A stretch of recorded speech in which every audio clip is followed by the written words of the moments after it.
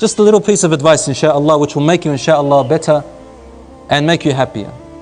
Ar-Rasul ﷺ said, I saw in hellfire a type of women which I've never seen before.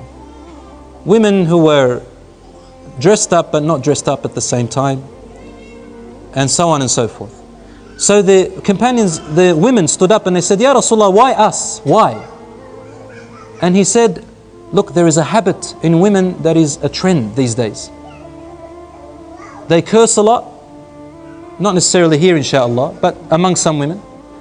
وَيَكْفُرْنَ الْعَشِيرِ, and they deny the goodness of their husband. He would have done a lot of good all his life, and when he does one thing wrong, you say, you've never done any good.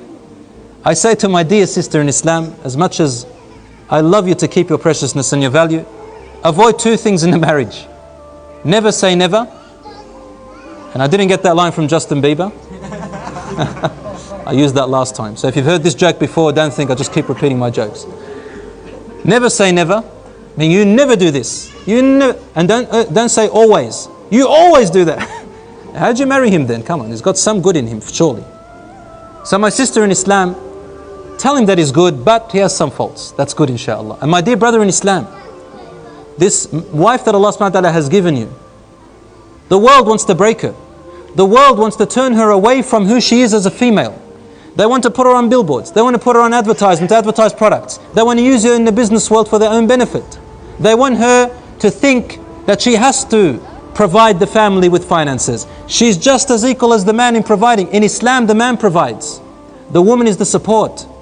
How is this equality when the man provides? The woman provides. The man has to protect. The woman has to protect. The man has to buy. The woman has to buy. They all have exactly the same responsibilities, but on top of that, the woman has to also get pregnant, but the man doesn't get pregnant. The woman has to go through breastfeeding. The man doesn't have to go through breastfeeding. The woman has to go through postnatal depression. The man doesn't even have to think about it. The woman goes through physiological, the menses. The man doesn't have to think about it. Why?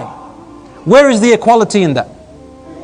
Allah subhanahu wa ta'ala has made you, my dear sister, precious the way you are.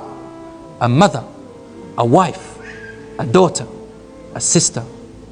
And Rasul sallallahu alayhi wa sallam, a woman came to him and said, Ya Rasulullah, I want to do what men do, because men have lots of opportunities of gaining rewards outside of their home. He said, Wallahi, this is the most beautiful question a woman has asked. She wants Jannah. He said to her, knowing that she may not be able to do what all men do, so he said to her, go and tell the women that a woman who just prays her prayers, fasts her month, and obeys sounds ugly in English, وَأَطَاعَتْ بَعْلَهَا, meaning and followed her husband, supported her husband, listened to her husband in the things which are good, not the things that are bad. Then she will be called on the Day of Judgment to enter through any door of paradise that she wishes, as she pleases.